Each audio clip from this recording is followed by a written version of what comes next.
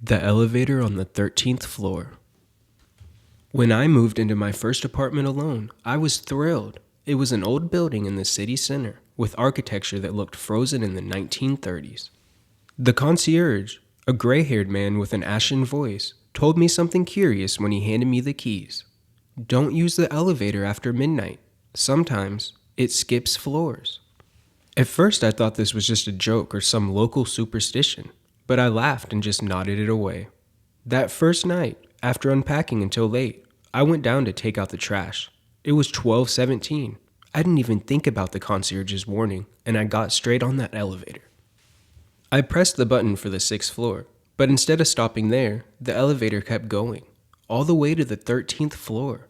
Except my building didn't have a 13th floor.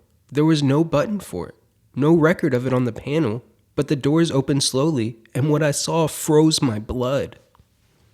A sepia-toned hallway with worn-out carpets, dim lighting, and paintings on the wall that seemed to watch me.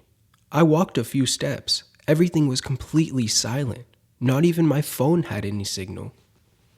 At the end of the hallway, a half-open door let out faint music.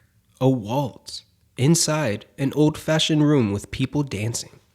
They all wore clothes from a different era, and they all seemed trapped in an endless dance. No one looked at me, and in one corner, a mirror reflected the room, but I wasn't in it.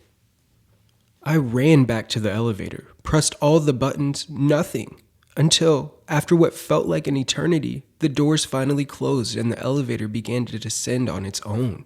When it opened on my real floor, it was 12:17. Exactly.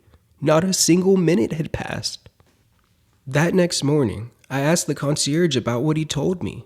He just looked at me sadly and said, "Not everyone comes back from the 13th floor. I'm glad you did, though."